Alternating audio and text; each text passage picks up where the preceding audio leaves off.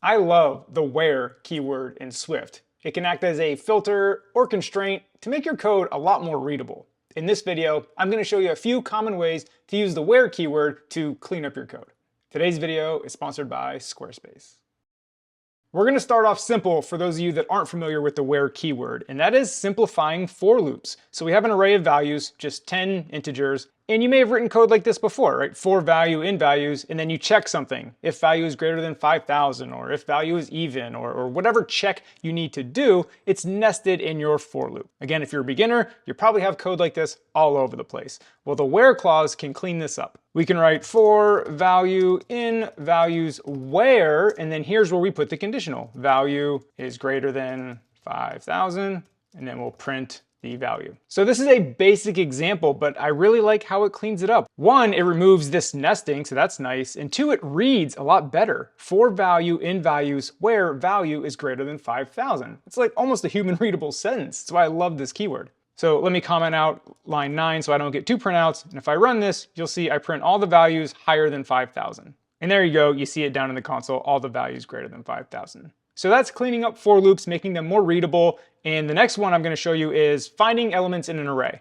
And before we do that, let me comment out that print statement so my console doesn't get so cluttered with print statements. I'm going to make a lot of space down here for the video. So we can find the first element in an array where a conditional happens. Let's say we want to find the first day we ever profited. Back up to our array of values. Say this was, revenue for the day, and we want to find the first day where we had a profit. So we can do let first profit equals values. That's our array of values up there. Dot first, and you see first where, and you hit return, and we can use our closure here. $0 greater than, we'll say 7,000 is our profit number. So if I print first profit and run it, we should see the first instance in the array where it is greater than 7,000. That's 8,987. If you scroll through here, 8,987 is the first time we are above 7,000. But you notice we have others that are above 7,000. So you don't want to do this if you need all the elements that are above 7,000. You only do this when you want to find the first instance. In another example, in my latest course on portfolio pieces where we're dragging across this chart, this drag gesture is tracking the dates. So how we know which step data to show is we're iterating through our array as that drag is going on, and we're finding the first element in our array where the date of the step data matches the date we're actually dragging. And that's how we know what to show in this annotation view.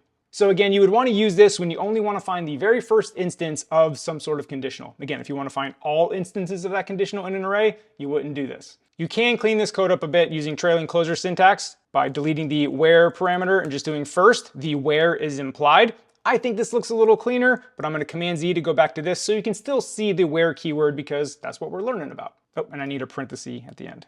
Similar to, array.first, we can do array.contains. Let has profit, and this returns a Boolean. So you do values.contains where. So same thing, you pass in a conditional that has to equate to, true or false. So now we can use our closure here to say $0 is greater than, let's say 8,000 is our profit that we have to clear here. And checking our array, we do have greater than 8,000, so this should return true. So I'm going to print has profit. There you go, we get true in the console. Now let's change this to greater than 20,000 because we know there's not a number higher than 20,000. It should return false. There you go, it is false. So again, let's say you have a big array of data and all you want to know is that if any element in that array meets a certain conditional. In our case, our conditional was, hey, is it greater than 20,000 or whatever number that is? And it will return true or false. So that is contains where. And just like first where, you can use trailing closure syntax where the where is implied, and that's a little cleaner. But again, I'm going to Command Z to show you the where keyword because that is the topic of the video.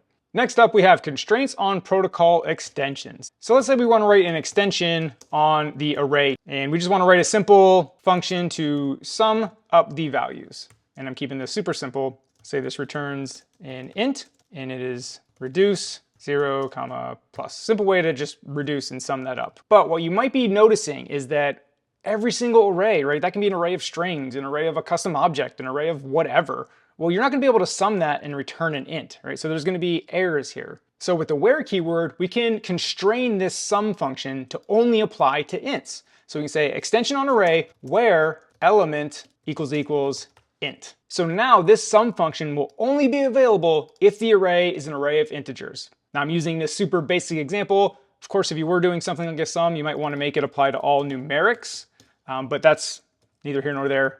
Just so you get the point of using the where keyword to restrict this. Now watch, I can do let sum equal values.sum, and because values up here is an array of integers, that will work. Let's say I had let names equal Sean Allen, right? Just an array of names.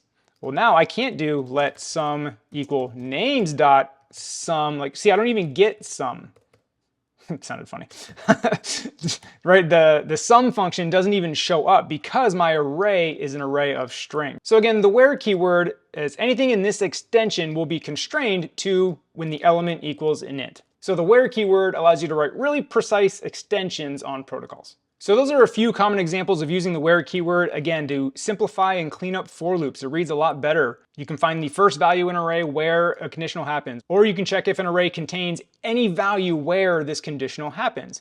And you can write really precise extensions on protocols by using the where keyword to limit it to only certain types. This can also be done with generics as well. The where clause can be used in switch statements too, similar to how we've been doing it. And if you're here learning about the where keyword to clean up your Swift code, you're probably building great apps. And it's a great idea to have a website to display those apps and show off. And that brings me to today's sponsor, Squarespace. Squarespace is an all-in-one platform to help you get that iOS developer portfolio up and running very quickly. Now I know we're developers, we can build a website ourselves, but we're also iOS developers, and I would argue there's an opportunity cost of your time. Now, do you want to spend your time learning about web development, responsive design, all the different browsers, or do you want to spend your time building apps? So that's why I always recommend letting Squarespace take that off your plate to build your iOS developer portfolio. They have all kinds of beautiful themes and templates to get you started, and you can use their next generation website editor with the Fluid engine to just really unlock all the creativity in the world. You can even use Squarespace Blueprint and Squarespace AI to help you figure out what to write on your website, because that's always the hardest part. Like, I don't even know what to say here. Throw it into Squarespace's AI and they'll help you out. They handle all the SEO and analytics for you. Again, Squarespace handling your website just takes so much off your plate. So when you're ready to get started, go to squarespace.com. And when you're ready to launch, go to squarespace.com/SeanAllen to get 10% off your first purchase of a website or domain.